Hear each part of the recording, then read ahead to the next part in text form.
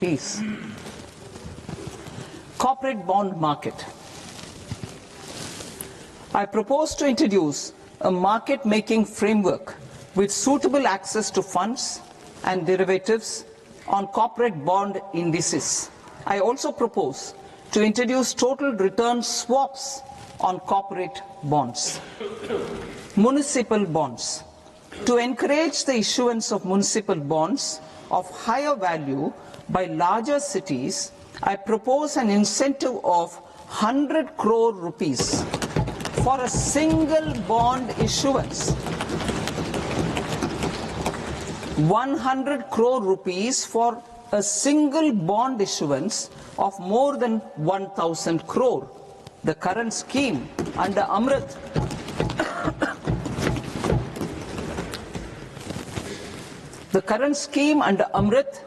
which incentivizes issuances up to 200 crores only, will also continue to support smaller and medium towns. That will also continue to support the smaller and medium towns. Ease of doing business. Individual persons resident outside India, PROI, will be permitted to invest in equity instruments of listed Indian companies through the portfolio investment scheme. It is also proposed to increase the investment limit for an individual PROI under the scheme from 5% to 10%, with an overall investment limit for all individual PROIs to 24% from the current 10%. Emerging technologies including AI. 21st century is technology driven. Adoption of technology is for the benefit of all people. Farmers in the field, women in STEM, youth keen to upskill, and Divyangjan to access newer opportunities. The government has taken several steps to support new technologies through AI mission, National Quantum Mission, Anusandhan National Research Fund, and Research and Development and Innovation Fund. Our second kartavya is to fulfill aspirations and build capacities. Close to 25 crore individuals have come out of multi-dimensional poverty through a decade of our government's sustained and reform-oriented efforts.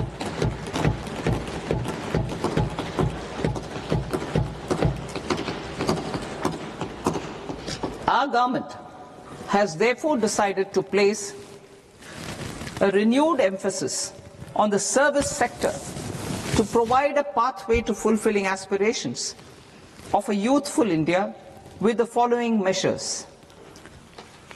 I propose to set up a high-powered Education to Employment and Enterprises Standing Committee to recommend measures that focus on services sector as a core driver of Vikasit Bharat.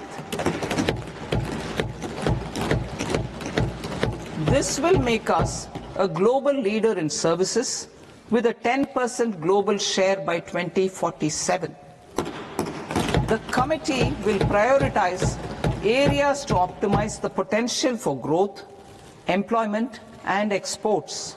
They will also assess the impact of emerging technologies, including AI, on jobs and skill requirements and propose measures thereof. To create a range of skilled career pathways, a new range of skilled career pathways for our youth, I propose interventions in the following sectors. Health. Existing institutions for allied health professionals will be upgraded and new AHP institutions established in private and government sectors. This will cover 10 selected disciplines, including optometry, radiology, anesthesia, OT technology, applied psychology and behavioral health, and add 1 lakh AHPs over the next 5 years. A strong care system covering geriatric and allied care services will be built. A variety of NSQF-aligned programs will be developed to train multi-skilled caregivers, combining core care and allied skills such as wellness, yoga, and operation of medical assistive devices. In the coming year, 1.5 lakh caregivers will be trained.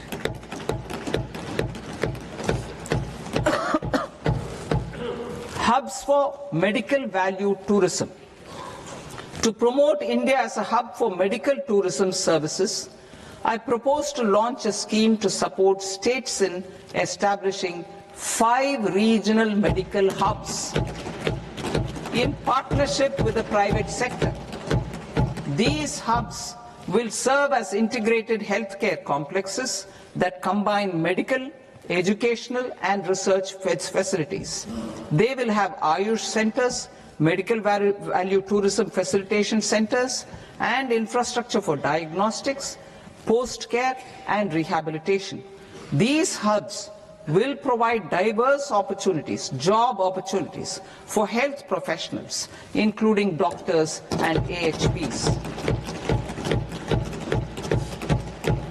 Ancient Indian yoga, already respected in several parts of the world, was given a mass global recognition when Honorable Prime Minister took it to the UN. Post-COVID, Ayurveda gained a similar global acceptance and recognition. Exporting quality Ayurveda products helps farmers who grow the herbs and youth who process the products. To meet growing global demand, a few more steps are being taken. I propose to 1. Set up 3 new All India Institutes of Ayurveda. 2. Upgrade Ayush pharmacies and drug testing labs for higher standards of certification ecosystem and make available more skilled personnel. 3. Upgrade the WHO Global Traditional Medicine Center in Jamnagar to bolster evidence-based research, training and awareness for traditional medicine. Animal husbandry. Livestock contributes to close to 16% of farm income, including of poor and marginal households. To scale up availability of veterinary professionals by more than 20,000, I propose to roll out a loan-linked capital subsidy support scheme for establishment of veterinary and para-veterinary colleges, veterinary hospitals, diagnostic laboratories, and breeding facilities in private sector. Collaboration between Indian and foreign institutions will also be facilitated. Orange economy. India's animation, visual effects, gaming and comics sector, AVGC sector, is a growing industry projected to require 2 million professionals by 2030. I propose to support the Indian Institute of Creative Technologies, Mumbai, in setting up AVGC content creator labs in 15,000 secondary schools all over the country and 500 colleges. The Indian design industry is expanding rapidly, and yet there is a shortage of Indian designers. I propose to establish, through Challenge Route, a new National Institute of Design to boost design education and development in the eastern region of India. Education. Our government will support states through Challenge Route in creating 5 university townships in the vicinity of major industrial and logistics corridors. These planned academic zones will host multiple universities, colleges and research institutions, skill centers and residential complexes. In higher education, STEM institutions Prolonged hours of study and laboratory work pose some challenges for girl students. Through VGF, Viability Gap Funding and capital support, one girls' hostel will be established in every district.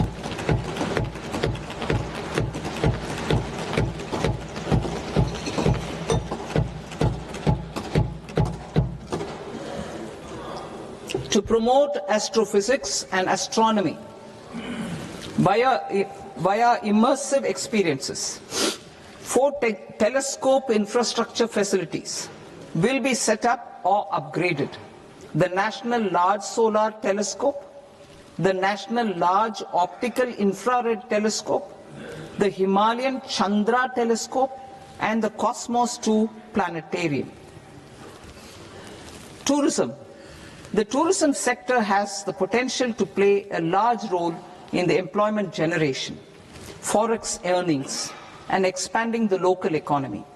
I propose to set up a National Institute of Hospitality by upgrading the existing National Council for Hotel Management and Catering Technology. It will function as a bridge between academia, industry, and government. I also propose a pilot scheme for upskilling 10,000 guides in 20 iconic tourist sites through a standardized, high-quality, 12-week training course in hybrid mode in collaboration with the Indian Institute of Management. A national destination digital knowledge grid will be established to digitally document all places of significance, cultural, spiritual, and heritage. This initiative will create a new ecosystem of jobs for local researchers, historians, content creators, and technology partners. India has the potential and opportunity to offer world-class trekking and hiking experience. We will develop ecologically sustainable mountain trails in Himachal Pradesh, Uttarakhand, and Jammu Kashmir. Also in Araku Valley in the Eastern Ghats and Podigai Malai in the Western Ghats. Turtle trails along key nesting sites in the coastal areas of Odisha, Karnataka, and Kerala. And 3 bird watching trails along the Pulikat Lake in Andhra Pradesh, Tamil Nadu. It's on the border. Under the visionary leadership of Honorable Prime Minister, we established the International Big Cat Alliance in 2024. This year, India is hosting the first ever Global Big Cat Summit, where heads of governments and ministers from 95 range countries will deliberate on collective strategies for conservation. Heritage and culture tourism. I propose to develop 15 archaeological sites, including Lothal, Dolavira, Rakhi Gadi, Adichanallur, Saranath, Hastinapur, and Leh Palace into vibrant experiential cultural destinations. Excavated landscapes will be open to the public through curated walkways. Immersive storytelling skills and technologies will be introduced to help conservation labs, interpretation centers, and guides. The sports sector provides multiple means of employment, skilling, and job opportunities. Taking forward the systematic nurturing of sports talent, which is set in motion through the Khelo India program earlier, I propose to launch a Khelo India mission to transform the sports sector over the next decade. The mission will facilitate an integrated talent development pathway supporting supported by training centers, which are foundational, intermediate, and elite levels.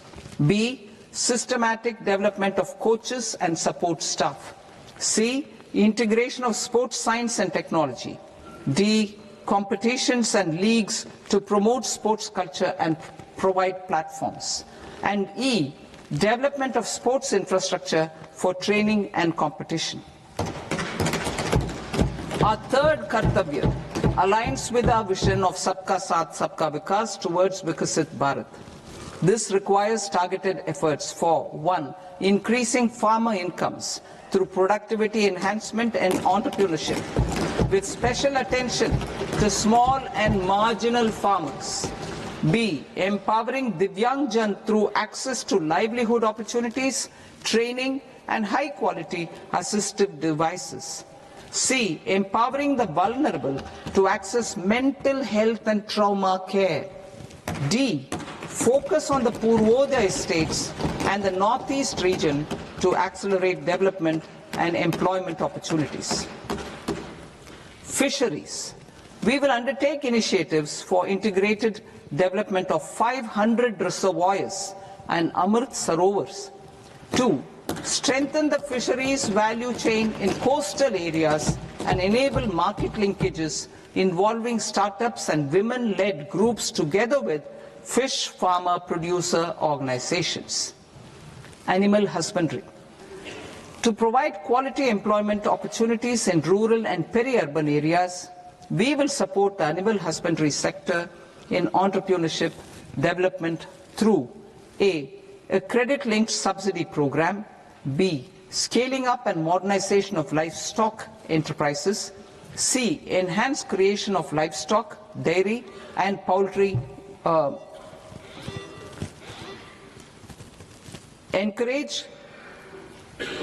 read that again. Enhanced creation of livestock, dairy, and poultry-focused integrated value chains. And D.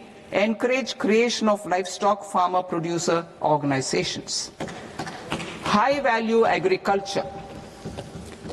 To diversify farm outputs, increase productivity, enhance farmers' incomes, and create new employment opportunities, we will support high-value crops such as coconut, sandalwood, cocoa, cashew in the coastal areas, agar trees in northeast, and nuts such as almonds, walnuts, and pine nuts in our hilly regions.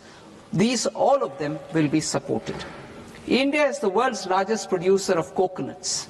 About 30 million people, including nearly 10 million farmers, depend on coconuts for their livelihood.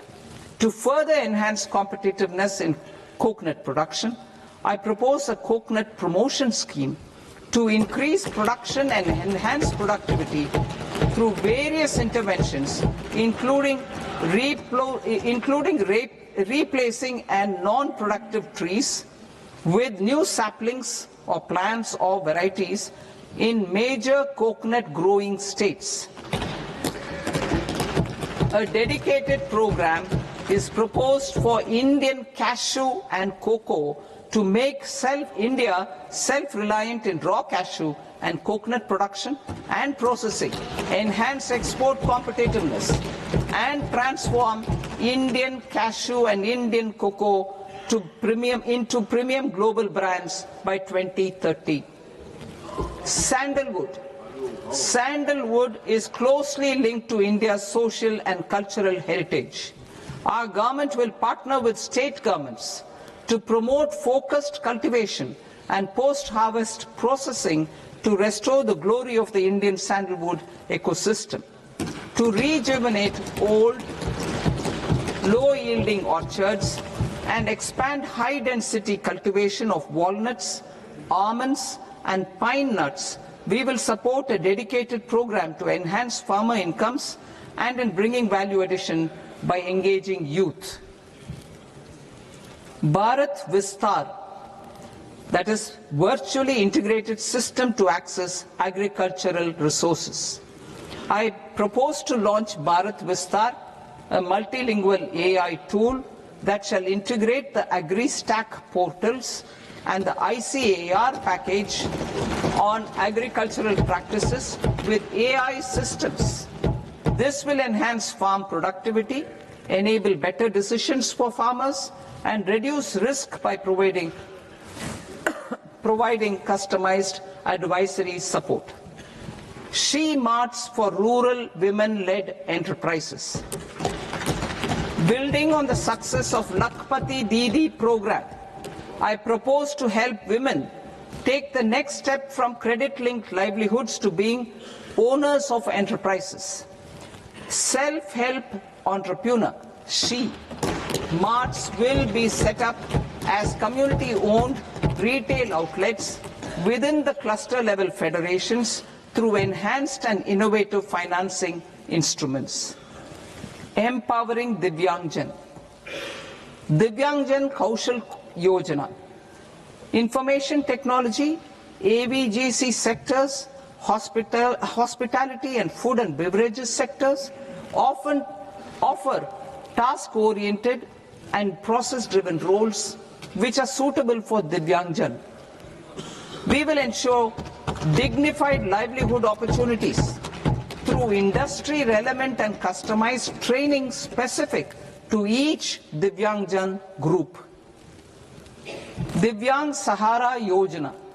Timely access to high-quality assistive devices for all eligible Divyangjan is a fundamental need. I propose to 1. Support the Artificial Limbs Manufacturing Corporation of India, ALIMCO, to set up and to scale up production of assistive devices, invest in R&D and AI integration, strengthen PM Divyasha Kendras, and support setting up of assistive technology marts as modern retail style centers where Divyangjan and senior citizens can see, try and purchase assistive products. Reaffirming our commitment to mental health and trauma care. There are no national institutes for mental health care in North India. We will therefore set up a NIMHANS 2 and also upgrade national mental health institutes in Ranchi and in Tezpur as regional apex institutions. Emergencies expose families, particularly the poor and vulnerable, to unexpected expenditure. We will strengthen and increase these capacities by 50% in district hospitals by establishing emergency and trauma care centers. Focus on Purvodaya states and northeastern regions. Purvodaya. I propose the development of an integrated East Coast industrial corridor with a well-connected node at Durgapur, creation of 5 tourism destinations in 5 Purvodaya states, and the provision of 4,000 e-buses. Buddhist sites in northeastern region. The northeastern region is a civilizational confluence of Theravada and Mahayana or Vajrayana traditions. I propose to launch a scheme for development of Buddhist circuits in Arunachal Pradesh, Sikkim, Assam, Manipur, Mizoram and Tripura. The scheme will cover preservation of temples and monasteries, pilgrimage interpretation centers, connectivity and pilgrim amenities. 16th Finance Commission. On 17th November 2025, the 16th Finance Commission submitted its report to the President. As mandated under Article 281 of the Constitution, the government is to lay the report along with the explanatory memorandum on the action taken report on the recommendations of the Commission in Parliament, which, Sir, Honourable Speaker, you've allowed me to do at the commencement of this session. The government has accepted the recommendation of the Commission to retain the vertical share of devolution at 41%. As recommended by the Commission, I have provided 1.4 lakh crores of rupees to the states for the year 2026-2027 as Finance Commission grants. These include rural and urban local body and disaster management grants. Fiscal consolidation. Government has been delivering on our fiscal commitments consistently without compromising on social needs.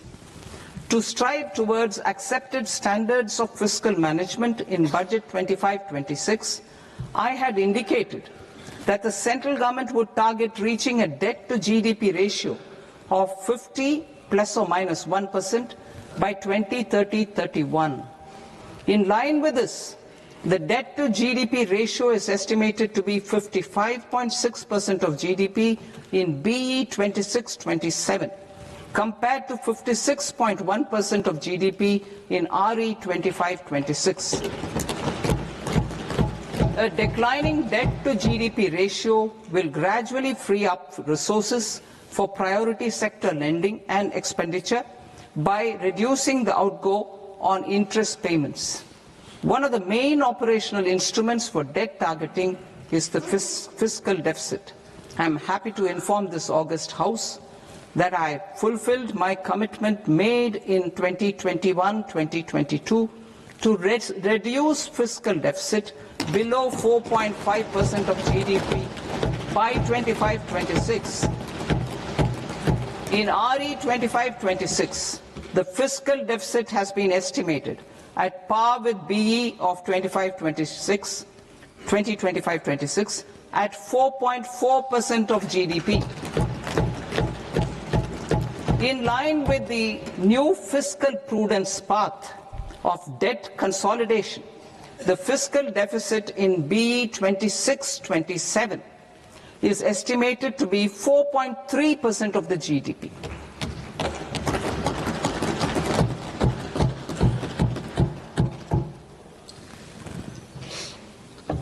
The revised estimates of the non-debt receipts are 34 lakh crore rupees, of which the centre's net tax receipts are 26.7 lakh crore. The revised estimate of the total expenditure is 49.6 lakh crore rupees, of which the capital expenditure is about 11 lakh crores.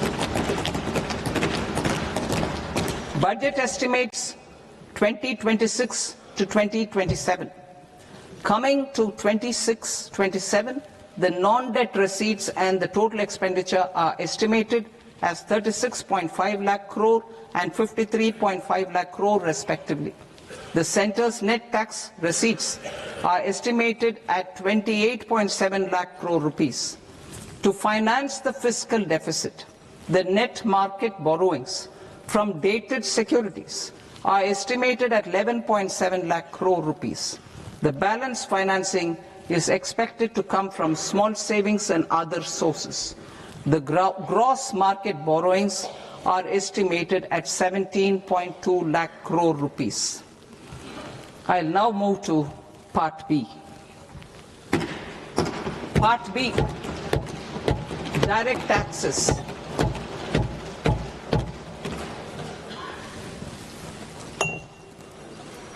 Honorable Speaker, sir, I now present my proposals on direct taxes. New Income Tax Act. In July 2024, I announced a comprehensive review of the Income Tax Act 1961. This was completed in a record time, and the Income Tax Act 2025 will come into effect from 1st April 2026. The simplified income tax rules and forms will be notified shortly, giving adequate time to taxpayers to acquaint themselves with its requirements. The forms have been redesigned such that ordinary citizens can comply without difficulty. Ease of living. I propose that any interest awarded by the Motor Accident Claims Tribunal to a natural person will be exempt from income tax, and any TDS on this account will be done away with. I propose to reduce TCS rate on the sale of overseas tour program package from the current 5% and 20% to 2% without any stipulation of amount.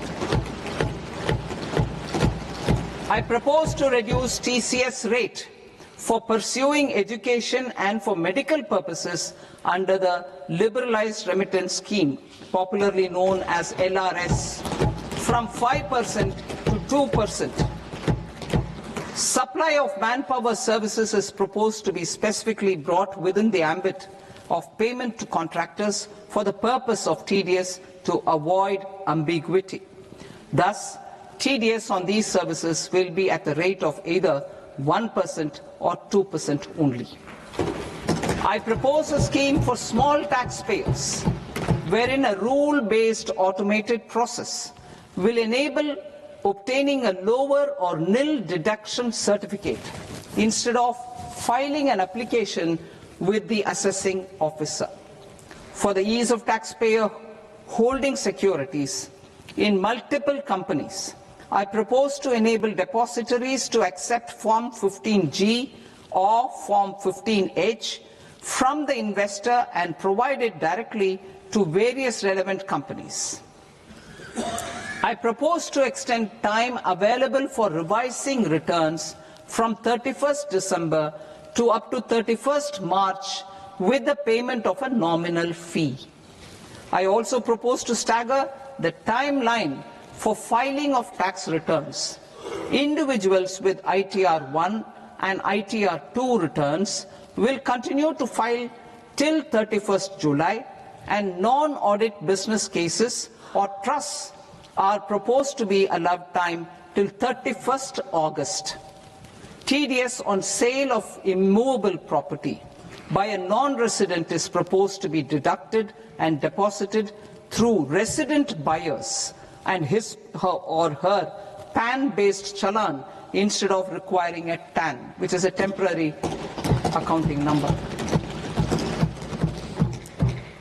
To address practical issues of small taxpayers like students, young professionals, tech employees, relocated NRIs, and such others, I propose to introduce a one-time 6-month foreign asset disclosure scheme for these taxpayers to disclose income or assets below a certain size.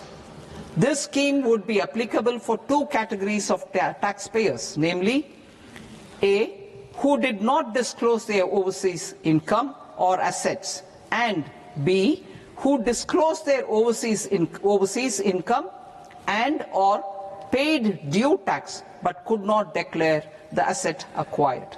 For category A, the limit of undisclosed income or asset is proposed to be up to 1 crore rupees. They need to pay 30% of fair market value of asset or 30% of undisclosed income as tax and 30% as additional income tax in lieu of penalty, and would thereby get immunity from prosecution. For category B, asset value is proposed to be up to 5 crore rupees. Here, immunity from both penalty and prosecution will be available with a payment of fee of 1 lakh rupees. Rationalizing penalty and prosecution. Multiplicity of proceedings are hindrance to the ease of doing business. I propose to integrate assessment and penalty proceedings by way of a common order for both. There will be no interest liability on the taxpayer on the penalty amount for the period of appeal before the first appellate authority, irrespective of the outcome of appeal process. Further, quantum of prepayment is being reduced from 20% to 10% and will continue to be calculated only on core tax demand. As an additional measure for reducing litigation, I propose to allow taxpayers to update their returns even after reassessment proceedings have been initiated, and an additional 10% tax rate over and above the rate applicable for the relevant year. The assessing officer will then use only this updated return in his proceedings. There is already a framework for immunity from penalty and prosecution in the cases of underreporting. I propose to apply this framework for immunity to misreporting too. However, in such a case, the taxpayer will need to pay 100% of the tax amount as an additional income tax over and above the tax and interest due. Penalties for certain technical defaults, such as failure to get accounts audited, non-furnishing of transfer pricing audit report, and default in furnishing statement for financial transactions are proposed to be converted into fee.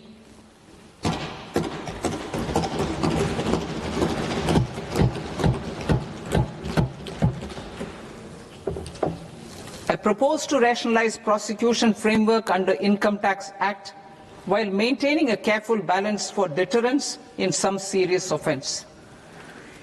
Non-production of books of account and documents and requirement of TDS payment where payment is made in kind are being decriminalized.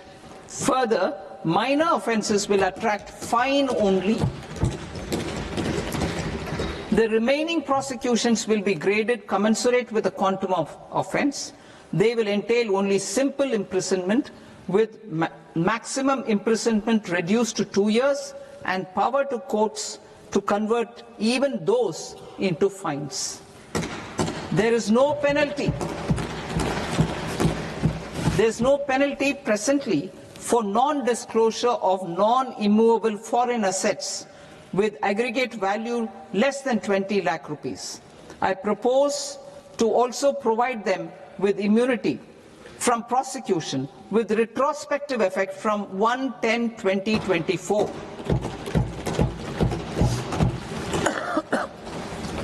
Cooperatives. Deduction is already allowed to a primary cooperative society engaged in supplying milk, oilseeds, fruits or vegetables raised or grown by its members. I propose to extend this deduction to also include supply of cattle feed and cotton seed produced by its members. I propose to allow inter-cooperative society dividend income as deduction under the new tax regime to the extent it is further distributed to its members. I further propose to allow exemption for a period of 3 years to dividend income received by a notified national cooperative federation on their investments made in companies up to 31/1/2026. This exemption would be allowed only for dividends further distributed to its member cooperatives.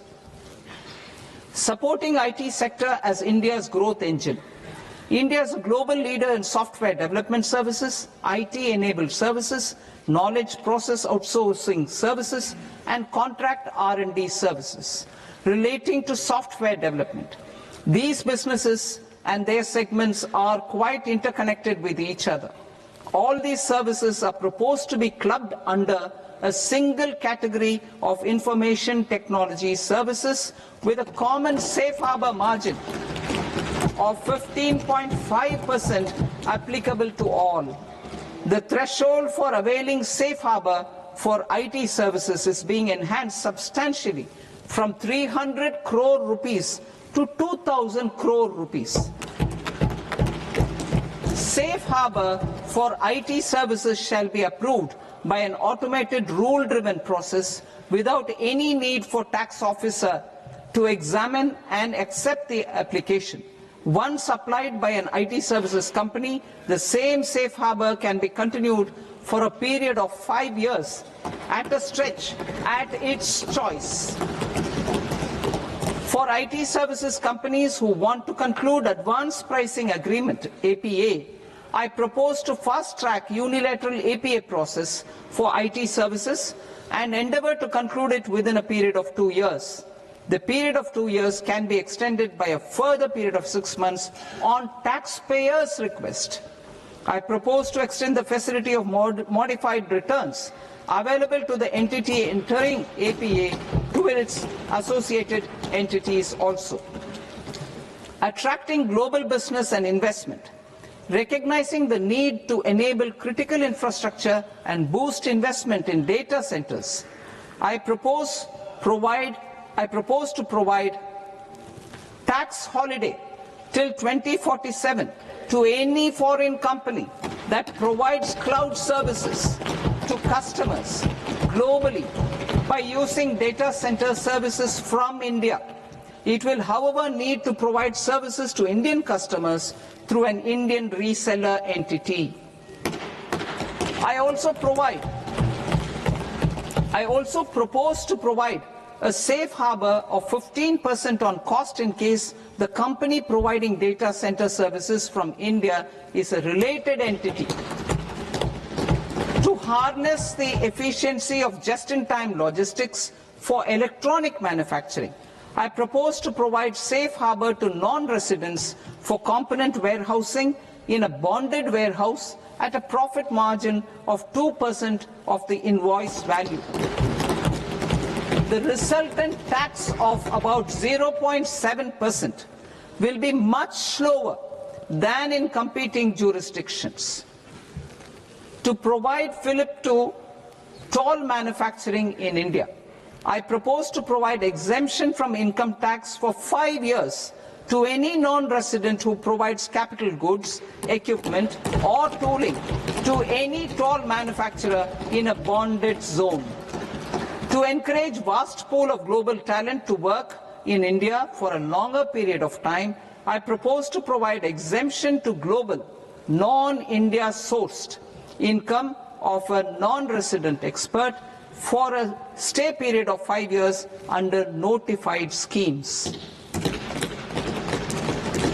I propose to provide exemption from minimum alternate tax, the MAT, to all non-residents who pay tax on presumptive basis. Tax administration. I propose to constitute a joint committee of Ministry of Corporate Affairs and Central Board of Direct Taxes for incorporating the requirements of income computation and disclosure standards, the ICDS, in the Indian Accounting Standards, IND AS itself. Separate accounting requirement based on ICDS will be done away with from the tax year 27-28. To support Prime Minister Modi's vision of homegrown accounting and advisory firms to become global leaders, I propose to rationalize the definition of accountant for the purposes of safe harbor rules. Other tax proposals. Change in taxation of buyback was brought in to address the improper use of buyback route by promoters. In the interest of minority shareholders, I propose to tax buyback for all types of shareholders as capital gains.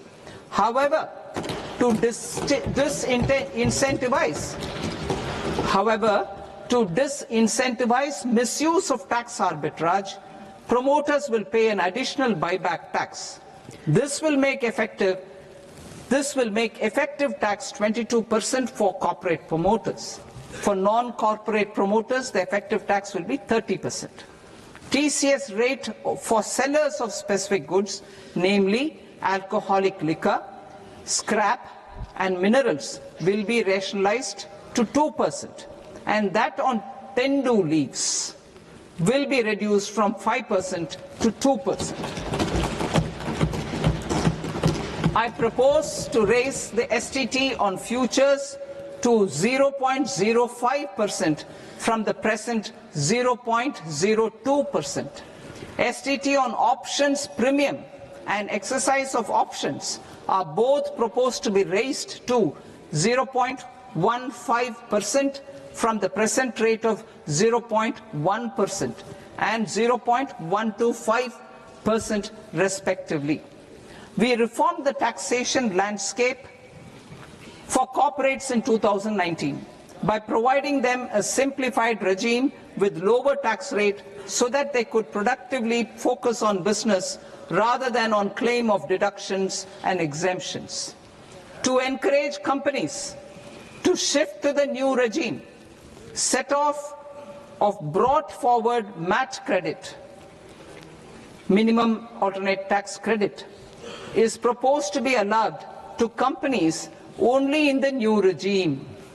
Set off using available MAT credit is proposed to be allowed to an extent of 1/4 of the tax liability in the new regime. MAT is proposed to be made final tax, so there will be no further credit accumulation from 1st April 2026. In line with this change, the rate of final tax is being reduced to 14% from the current MAT rate of 15%. The brought forward MAT credit of taxpayers accumulated till 30th March 2026 will continue to be available to them for set-off as above. Indirect taxes. I shall now take up proposals related to indirect taxes. My proposals for customs and central excise aim to further simplify the tariff structure, support domestic manufacturing, promote export competitiveness, and correct inversion in duty. To continue weeding out long continuing customs duty exemptions, I propose to remove certain exemptions on items which are being manufactured in India or where the imports are negligible. Similarly, to further simplify the process of ascertaining the rate of duty applicable on a particular item, I propose to incorporate certain effective rates in various customs notifications to the tariff schedule itself. I shall now take up sector-specific proposals.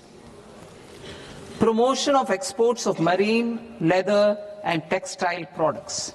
I propose to increase the limit for duty-free imports of specified inputs used for processing seafoods for export from the current 1% to 3% of FOB value of the previous year's export turnover.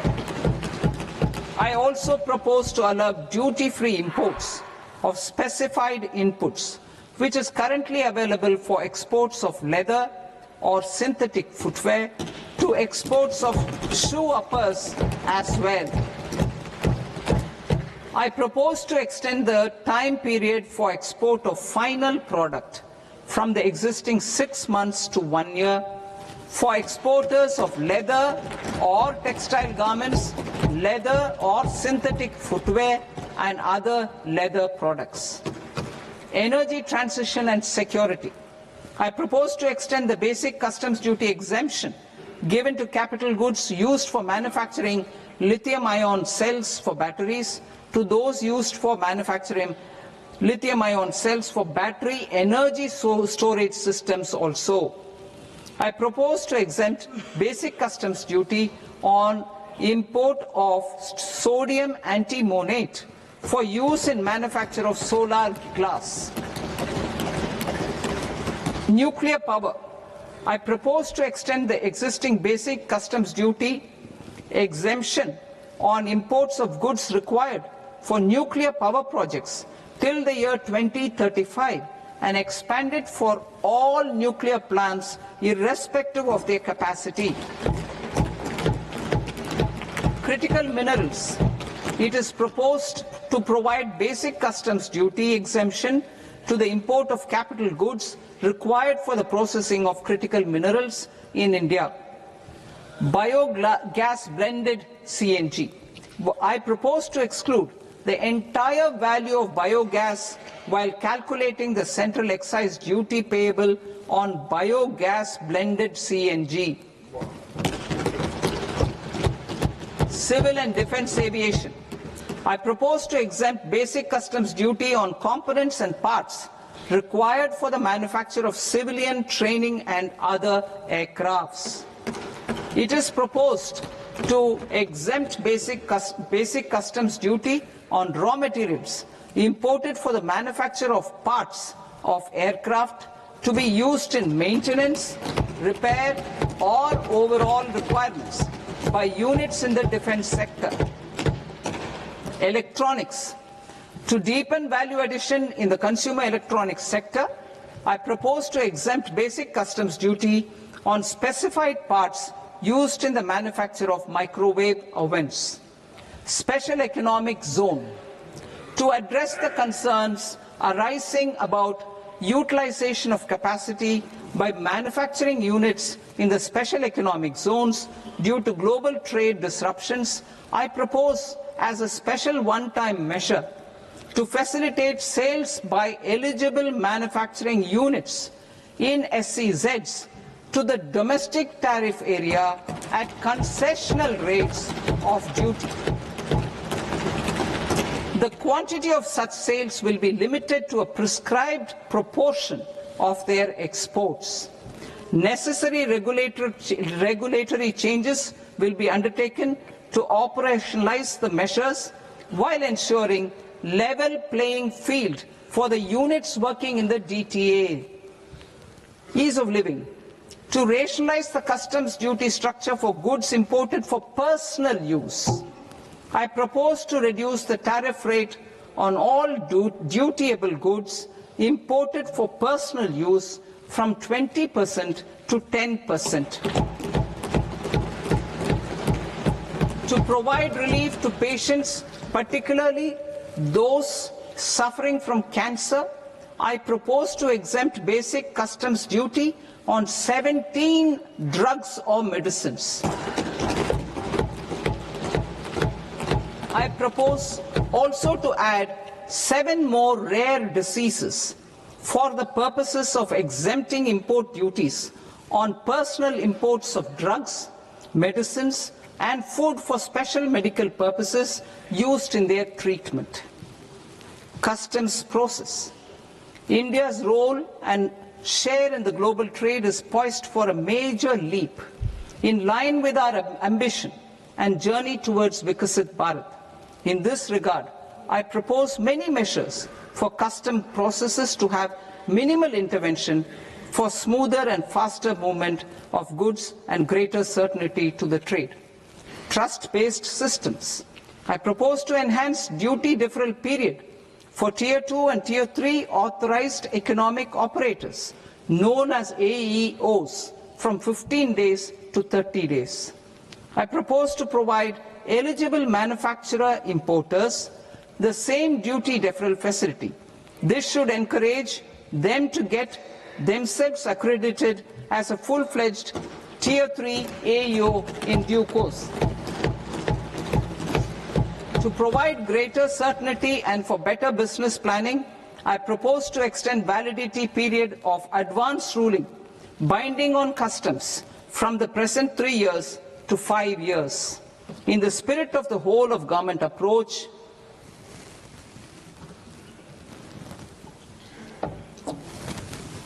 government agencies will be encouraged to leverage AEO accreditation for preferential treatment in clearing their cargo. Regular importers with trusted long-standing supply chains will be recognized in the risk system so that the need for verification of their cargo every time can be minimized. Export cargo using electronic sealing. Export cargo using electronic sealing will be provided through clearance from the factory premises to the ship. For import of goods not needing any compliance, filing of bill of entry by a trusted importer and arrival of goods will automatically notify customs for completing their clearance formalities. This will enable goods to be released immediately on arrival. The customs warehouse framework will be transformed into a warehouse operator-centric system with a self-declarations, electronic tracking, and risk-based audit. These reforms will move away from the current system of officer-dependent approvals and reduce transaction delays and compliance costs. Ease of doing business. Approvals required for cargo clearance from various government agencies will be seamlessly processed through a single and interconnected digital window by the end of the financial year. processes involved in clearance of food, drugs, plant and animal and wildlife products, accounting for about 70% of interdicted cargo, will be operationalized on this system by April 2026 itself.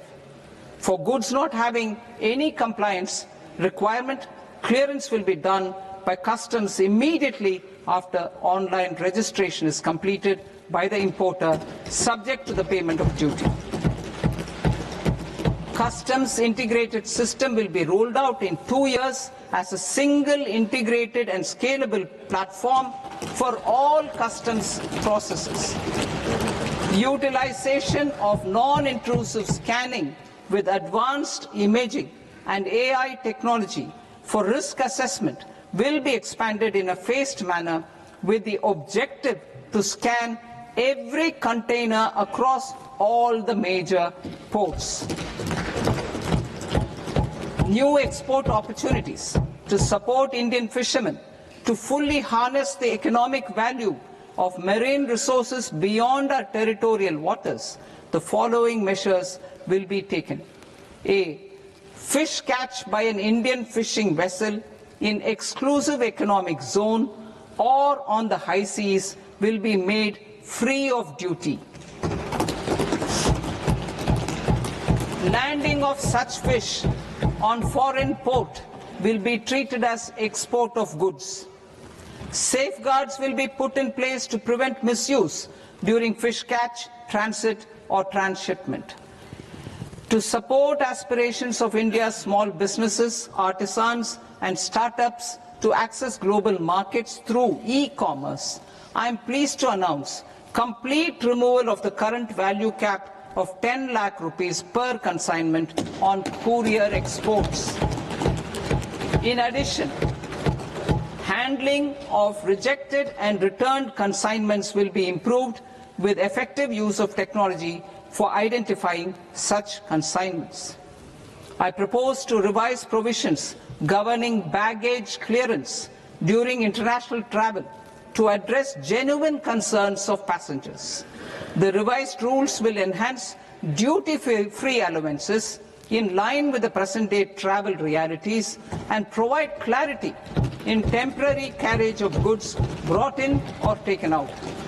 There are honest taxpayers who are willing to settle disputes by paying all their dues, but they get deterred due to negative connotation associated with penalty. They will now be able to close cases by paying an additional amount in lieu of penalty. Honourable Speaker, sir, with this I commend the budget to this august House. Jai Hind.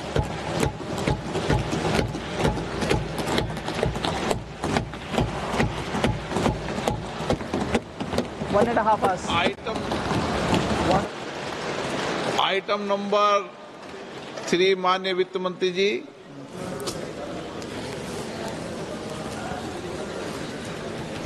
Item number 2, sir. 3. Sir, with your permission, I rise to lay on the table of the following statements under Section 3, 1 of the Fiscal Responsibility and Budget Management Act of 2003. Medium-term fiscal policy cum fiscal policy strategy statement and macroeconomic framework statement. Item number 4, माननीय वित्त मंत्री जी। Sir, with your permission, I move for leave to introduce the Finance Bill 2026. प्रश्न ये कि विधेयक को पुनर्स्थापित करने की अनुमति प्रदान की जाए। जो सदस्य इस पक्ष में हाँ गए, जो सदस्य विरोध में ना गए, मेरे विचार में निर्णय हाँ वालों के पक्ष में हाँ वालों के पक्ष में अनुमति प्रदान की जाती है। माननीय मंत्री जी, अब विधेयक पुनर्स्थापित करें। Sir, I introduce the bill. माननीय सदस्यगण, आपको सूचित किया जाता है कि माननीय वित्त मंत्री जी के बजट भाषण की कॉपी पब्लिकेशन काउंटर पर ली जाती है। बजट भाषण और बजट से संबंधित दस्तावेज आपके मोबाइल फोन और मेंबर पोर्टल्स पर ही उपलब्ध है। सभा की कार्रवाई कल सोमवार दिनांक 2 फरवरी 2026 को प्राप्त 11 बजे तक के लिए स्थगित की जाती है।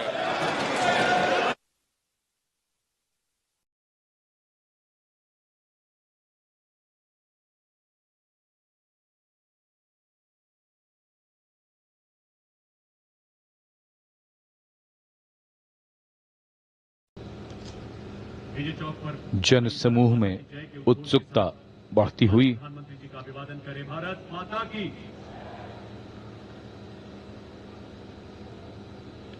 सभी की उत्सुकता और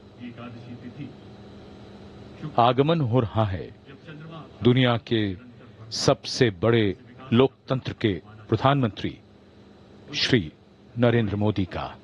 उनकी अगवानी के लिए रक्षा मंत्री श्री राजनाथ सिंह मौजूद।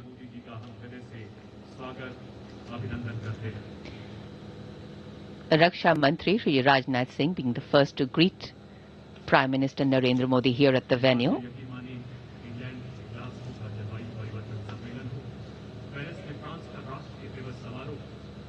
January coming to a close, the biting cold has given to a gentle chill, if there be such a phrase. The weather opening up, and today our eyes and ears are going to open up to sounds and colors of visual delight.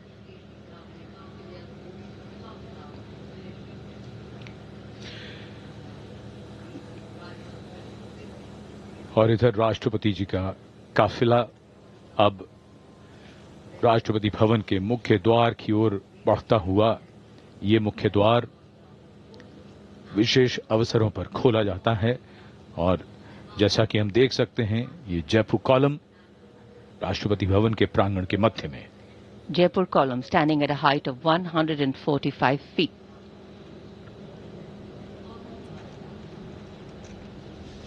Words inscribed at the base of the Jaipur column, very, very inspirational. In thought, faith; in word, wisdom; in deed, courage; in life, service. So may India be great. The majestic gates of Rashtrapati Bhavan are a work of art in themselves. We can see them in the distance, and here, the clock ticking away, anticipation rising, and of course temperatures will fall when the sun sets, but here excitement writ large. The whole venue has big screens on which the visual images being beamed to you are also being beamed there, and they are going to capture some beautiful formations which gives you a bird's eye view of all the effort into the formation that the bands have put in, and the crowd periodically catches them there too. Vijay Chowk आज शाम गतिविधियों का मंच है। विजय चौक आयोजन स्थल है beating retreat समारोह का, जिसका आयोजन हर वर्ष